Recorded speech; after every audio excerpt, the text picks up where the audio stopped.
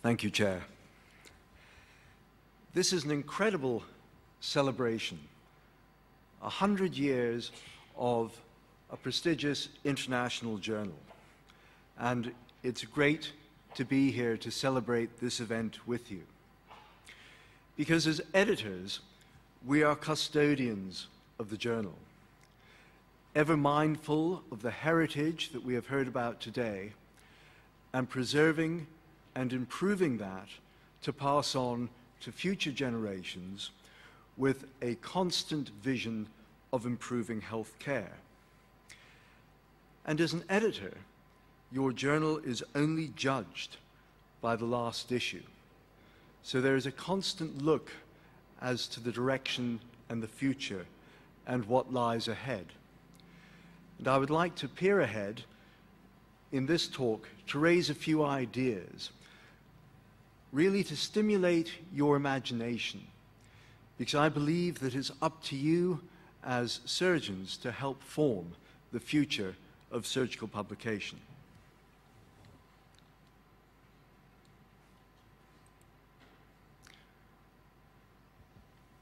Putting up the statement of interest, I need to add one further interest to that.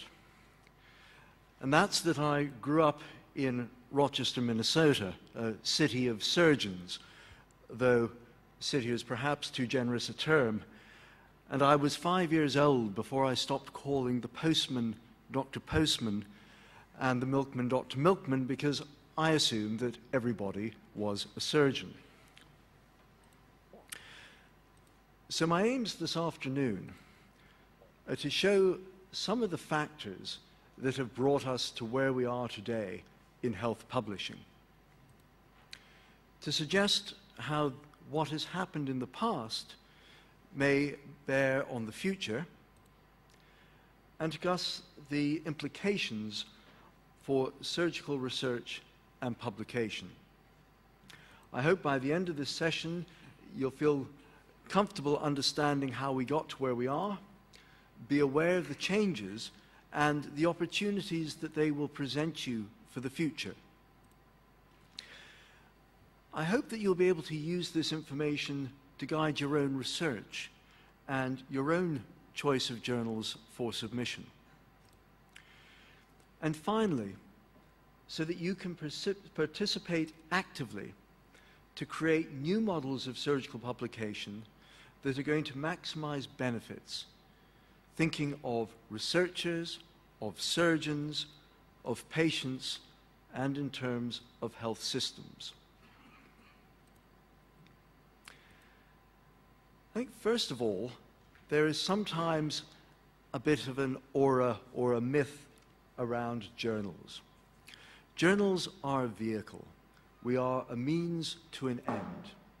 And really, what's important is the research that's being published, the timeliness of the research question, the quality of the science, the ability to inform care, and the transferability of the technology.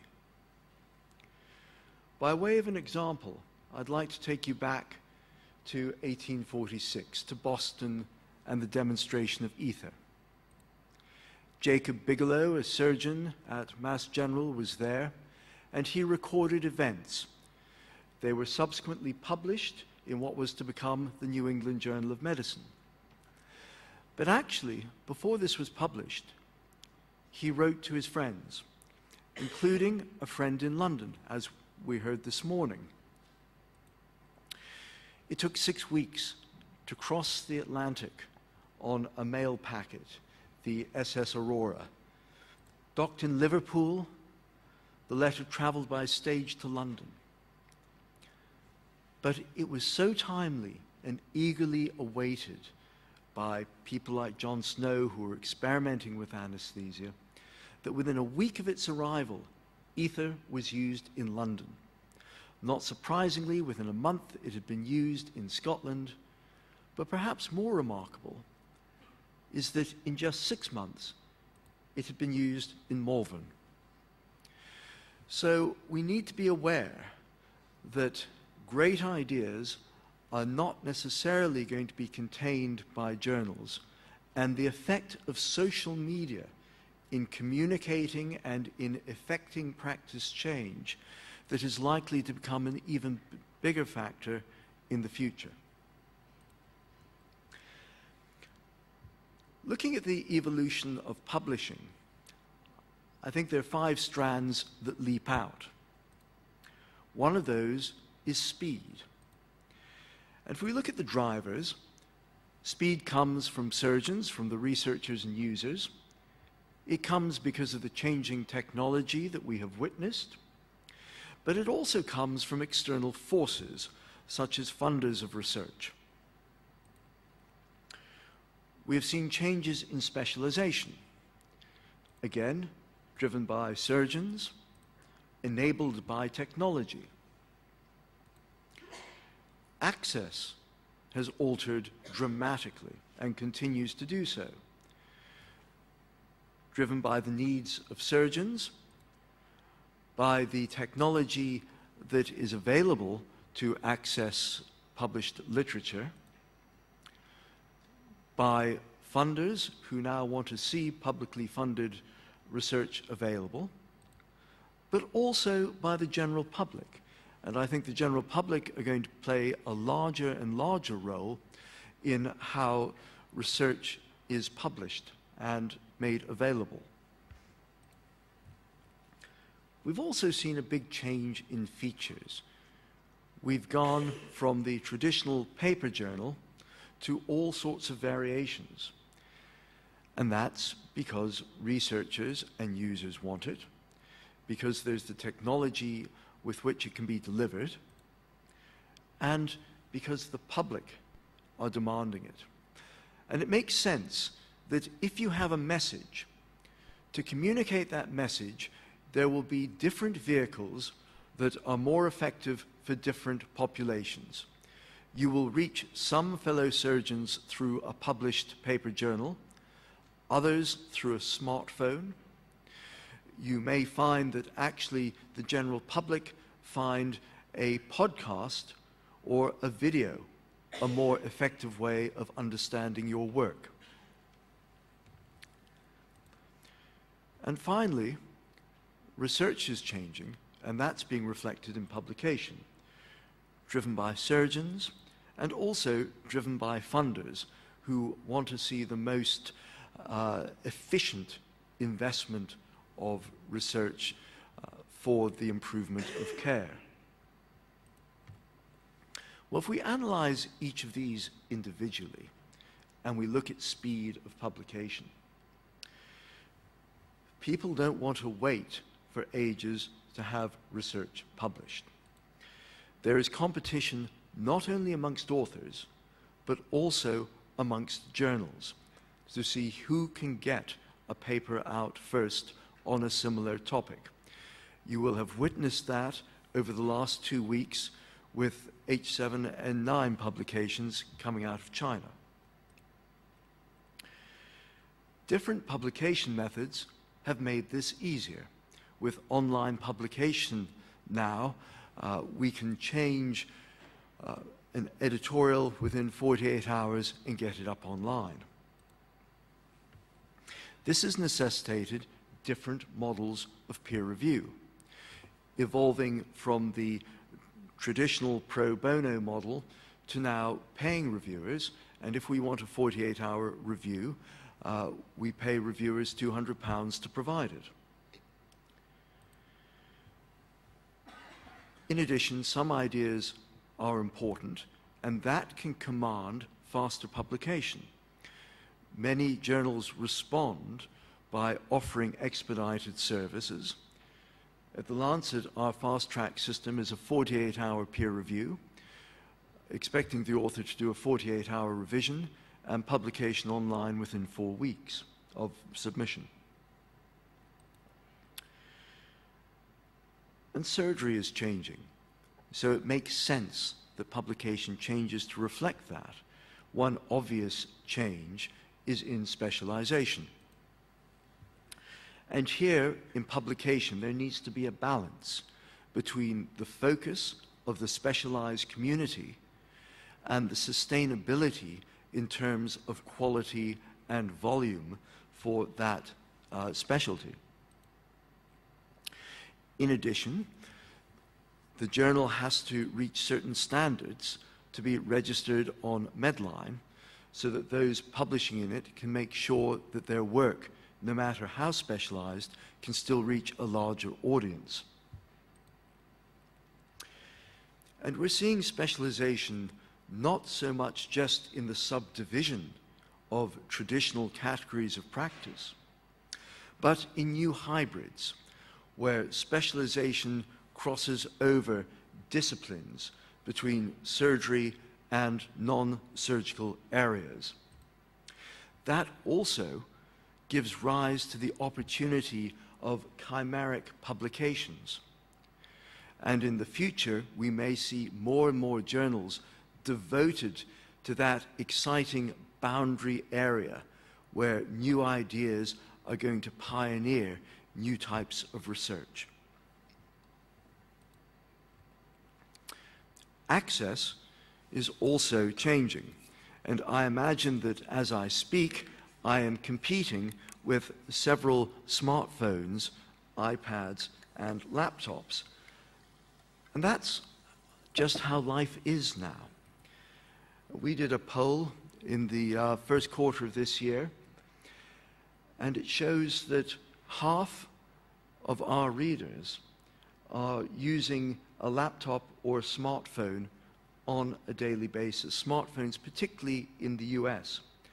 A tablet, 1/3 of people will use on a daily basis.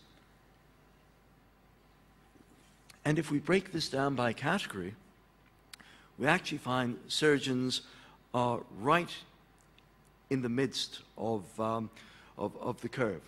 So surgeons are using the same technology as everybody else, and as that technology increases, so it will within this community. So we've seen new formats to access published literature. Podcasts, ebooks are all established history now. But being imaginative, think what possibilities surgery has for future publication as technology develops. Wouldn't it be fascinating to see holograms, 3D printing, wonderful ways of communicating the richness of the craft?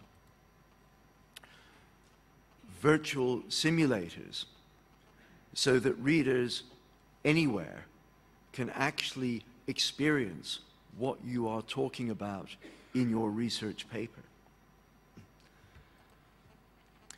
And of course, why should journals just be words? The video journal, I think, will become a more popular item, have a wide audience, and be easily dubbed into different languages. Features have also changed. I believe that increasingly, you as researchers will select your journal based on the range of services that add value to your study. First of all, you want the journal to provide context. So it's getting your idea out more widely, either through editorials, through other paired publications which bundle the message that you're sending with similar papers. How this can be projected more to the people who need to make decisions. For some of you, that will be policymakers. For others of you, that will be frontline clinical staff. Web material will certainly play a role in this. It already does in terms of appendices, and the almost limitless availability of web space means I think we'll see more and more videos going up associated with surgical papers, and of course blogs. And some of our most frequently visited items are videos associated with surgery papers. And it helps to reinforce the power of the visual message. The general public who may not appreciate all the details within a scientific paper can certainly share in the amazement of seeing a video that shows the result of a surgical procedure and the dramatic effects that that can have on individual people.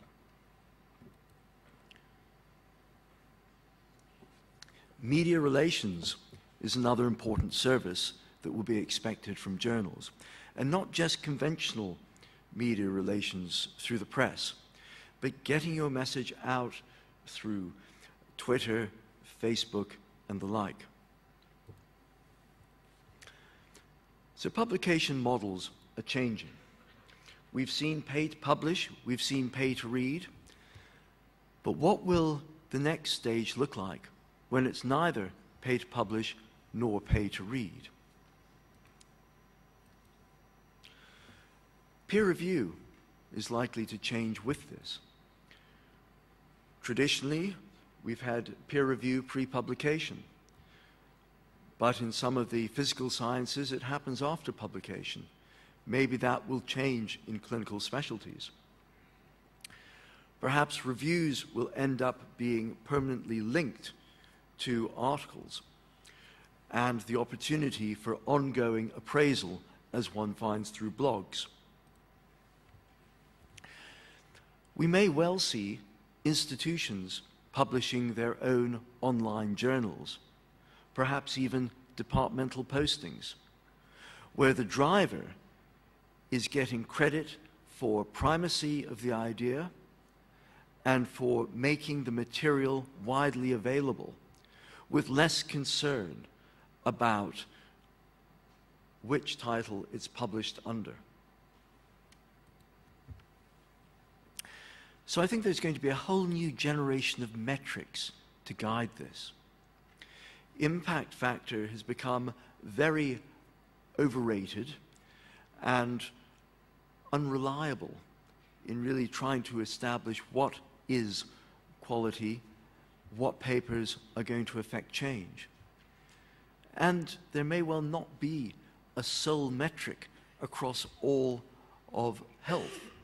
There may be different metrics in different specialities, which again will help drive people towards one type of publication or another. And research is also changing. So with some trepidation, I put up my favorite word here, trials. And if we look at clinical trials in surgery, there's been a fairly constant trend going back for 15 years. In fact, data for 2011 suggests there's actually been a drop. But that's out of step with what we're seeing elsewhere in healthcare. And if we look at general medical journals, 60% of what New England Journal and The Lancet publish are randomized controlled trials. One of the arguments behind randomized controlled trials is that funders are going to want to get definitive results to questions and seek this as one methodology that can provide that. So it means that people who are not submitting randomized controlled trials are competing for a smaller proportion of pages. And that proportion has shrunk over the last 10 years as the proportion of RCTs has increased.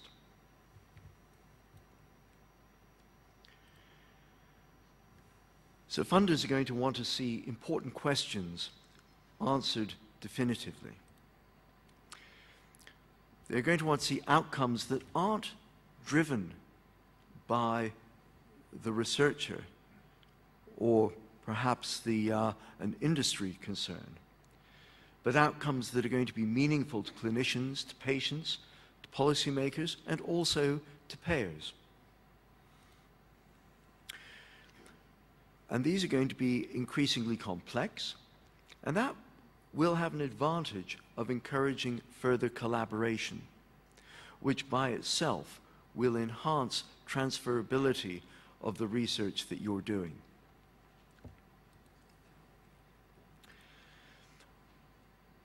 As science changes, it's important that that informs surgical research so that you can capitalize on advances in other fields.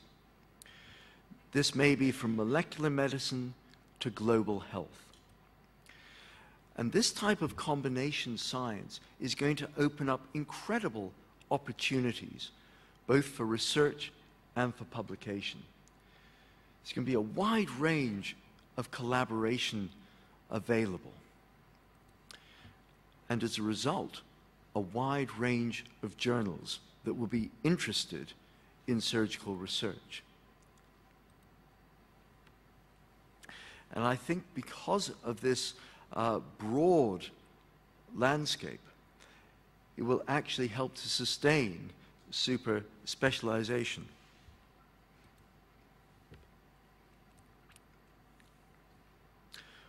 Well, at the beginning, we pointed out at the various drivers of these 5 strands of evolution in publishing.